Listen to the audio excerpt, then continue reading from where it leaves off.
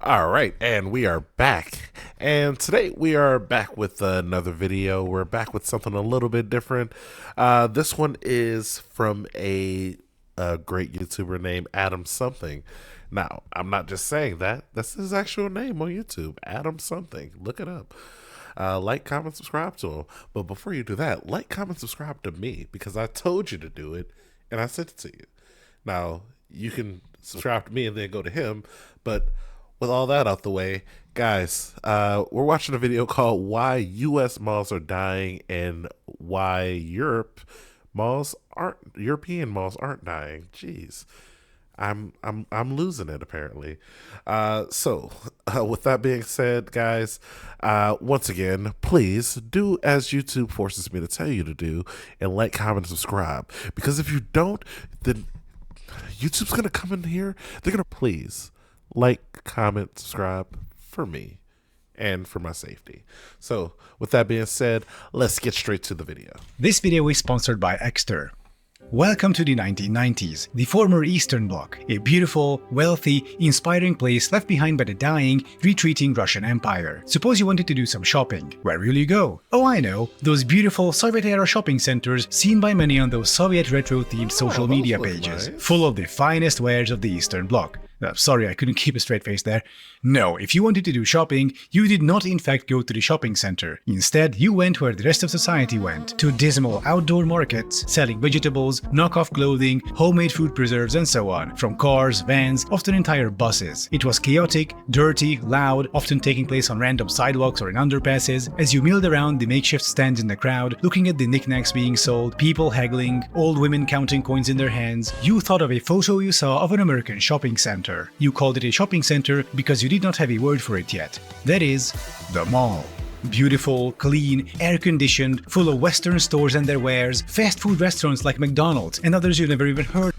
I'll be honest, I miss going to malls and having that feeling that, like, this is a cool place to be. Like, I was born in 1990, so, like, to some people in this audience, I'm old. To some people in this audience, I'm young. So it's interesting being this age. But I do remember when malls were packed full of people and they were cool. Like, there used to be a mall downtown, in downtown Cleveland. It's actually still a mall because it's still a tower. But it used to be packed all the time, full of people. Now it's like most of the stores are closing and it just sucks. Like, even though it's like, I'm sure plenty of people still go through that area. Like, if you've ever been to Cleveland, Ohio, you'll know that, like, the Terminal Tower has a mall inside of it, and it also has a rapid station, like, for trains and traveling. So people use that all the time just to get into downtown. It's a locked in, guaranteed community of people who are probably going to go like see them all, and yet it still failed.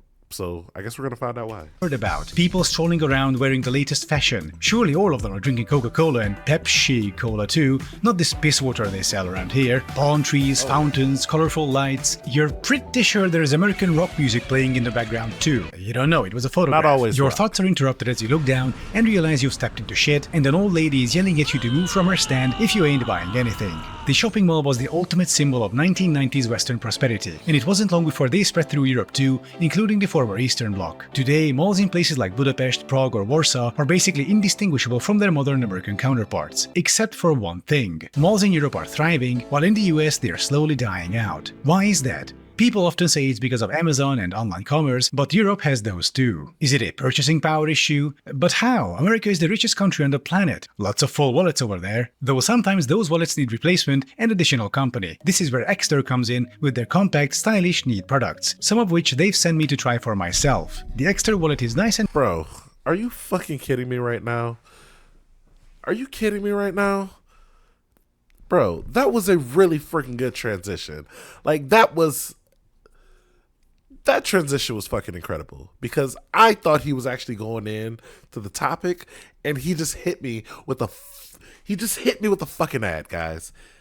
compact. Okay. It even has Are we past the 3 minute mark? I'm sure we're past the 3 minute mark in this video. This motherfucker hit me with a fucking ad. That shit. Oh my gosh. Okay. I can't do like a bunch of curse words in a row. So maybe I'll bleep out one of those. I don't know. He hit me with an ad. It was crazy. There's a button to get your cards out about. We're gonna skip it even it, has but a track like where you'll be able. Like, I like the ad a lot, but I'm gonna skip it because I'm not getting paid from it. Back to the program. That people are now able to order from the internet from the comfort of their homes. And sure, online commerce didn't exactly help malls, but as I mentioned, online commerce is also very much present in Europe and malls over there are doing fine. So I'm comfortable stating that the decline of US malls is not because of online commerce, though it certainly didn't help. And so I've identified 3 actual key reasons which we will go through now, including the last one which no one talks about. Alright, so I'm gonna break these down. I'm gonna give my opinion on whether these are right or wrong. So let's see. His whole credibility depends on my opinion right now. But is absolutely crucial in my opinion. In fact, that might be the most important reason for the death of US malls. And yet, people seem to ignore it. So, let's go through the reasons.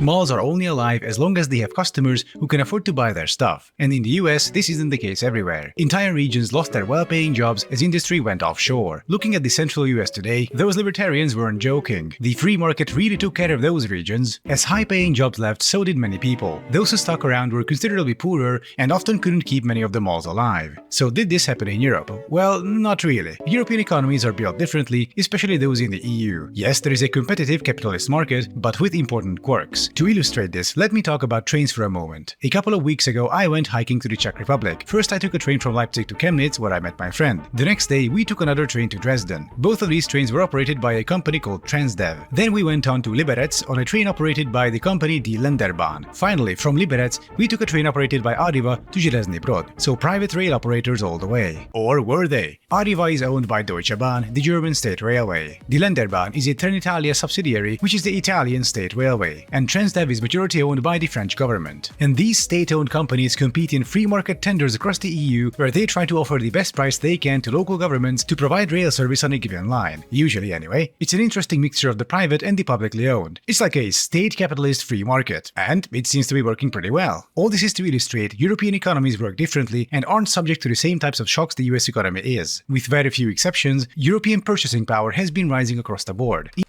Okay, so my first comment about this first argument here, I guess my comeback to that or my only argument to that would be that the majority of places that I would imagine malls are, like, originally, probably weren't in the same type of places that you would have used in that type of example. And that I don't think that would necessarily be like a good enough cause. Like, for example, like they're gonna put a mall in like every major city, but they may not put like the same level of mall in every major city in every state. I guess, like, I live in Ohio, so we have like big cities like Cleveland, Columbus, Cincinnati, Toledo, like even like places like Akron and like, Dayton. Like, those are like places where there's enough people that like they're gonna put a mall, and there wouldn't be like a single business that really like necessarily these days that would really put a city like that under just by leaving necessarily. Like, there would be like even when poverty rates go up in Cleveland, there's a ton of malls, and even within Cleveland, like okay, they're not going to put a mall. They may not put a mall directly in Cleveland itself, a new one, but they're going to put it in the outskirts of those cities. Not like the outskirts, but like the suburbs of those cities, where influences like that aren't really like that damaging, because those people don't actually work in their own cities. Those people just work like in actual downtown Cleveland, which, though they are going to work at jobs that are probably a little bit more, sustainable, not just like factory working type areas. So I don't know, maybe he wasn't necessarily saying like factory workers, But when I imagine in his example, it kind of sounded like it was like more like blue collar jobs. But yeah, I guess my point is they don't really put malls in like necessarily blue collar areas. They'll put them in like a mixture of like blue and white collar areas. But for the most part, you're getting a mall in like a nice white collar, like people over here own their houses type of area. So yeah, let's go with number two. Even in Central and Eastern Europe, the poorer parts indicated by this chart. And this increase has been more geographically even compared to the US. So there aren't any continent-sized, newly appeared economic black holes like the Rust Belt, or such enormous... Yeah, like even this, for example. Like, okay, this whole area here, like let's say you're going from like Pennsylvania down to West Virginia where this whole coal mining industry is here. Like within that area, I can't, like I'm seeing maybe one city that looks like it would even be a city that has like a mall, and even then you're going to put it in the suburb of that city.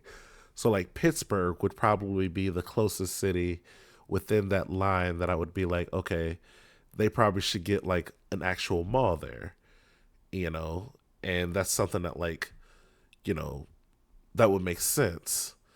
But they'd probably put it on the like, obviously there'd be one mall in there, and then there'd be like ones on the whatever the suburbs of Pittsburgh would be. So pretty much everything from like Scranton all the way down to like even like I don't know what city is directly there in Tennessee and Kentucky, but like I can imagine there not being a whole lot of like, oh, we should build a mall here. This would be a great idea. Like anybody putting a mall in those areas there, it was already gonna fail. Let's be most real. unaffordable urban areas like on the West Coast. Also in Eastern Europe, major regional economic depressions happened before malls came about, so local malls dodged that bullet, but they did something else in Europe, or rather they didn't do something, which Americans did. American malls are exotic in the sense that there are so many of them. Copious amounts of commercial space was built out in the form of enclosed malls, outdoor malls, power centers, lifestyle centers, and so on. Consequently, there is a lot more commercial space per capita than in Europe. A lot more. Like 10 times more than Germany, for example. And in German cities where there is an oversupply, like Chemnitz, the city I've recently talked about, you get the same mall deaths. But Chemnitz is an exception because those malls and shopping centers used to have a demand base. It's just that following the fall of the Berlin Wall, people started leaving for former West Germany, and suddenly there was a commercial oversupply. But such a situation couldn't happen otherwise in Europe, as regulations that govern building new commercial space are far more stringent than in the US. Libertarians call this government red tape crippling the economy, while adults call it necessary regulations to avoid mass closures and urban decay. The large number of US malls also means they are of lower quality and more mass-produced. Take a look at this one, the former Metro Center Mall in Phoenix, Arizona. Why is it falling apart like that? What material did they use? Cardboard? If any country builds that many malls, it is inevitable that many of them will end up cheap and mass-produced, both inside and outside, both architecturally and in terms of what they offer. And the mass-produced, standardized, consumerist bullshit just isn't something people look for nowadays. Compare the Metro Center Mall to, say, Palladium in the center of Prague. This is the facade of the mall. That's a real historical building into which they integrated the whole thing, and it continues on behind. It's a well-made building, and the interior is also high quality. It's actually right across an old Soviet-era shopping center too, so that's a neat callback to the start of the video. But Palladium is a positive example in something else as well. The third reason why US malls are dying. Namely... Okay. I agree. I think I'm going to agree with this one. But I actually do really agree with that last point. Like, I guess as I was talking, like, you guys probably realized that there are a lot of different malls and options. Like, and the reason is because they're like every time they close down another mall or like have one of these old crappy malls or something, they just go and make two more other bigger complexes that are supposed to be bigger, better, and all this other stuff. And it's just like they don't learn their lesson. Like, just make one good, actual, solid mall. People will go to it. But everyone wants to have their own mall.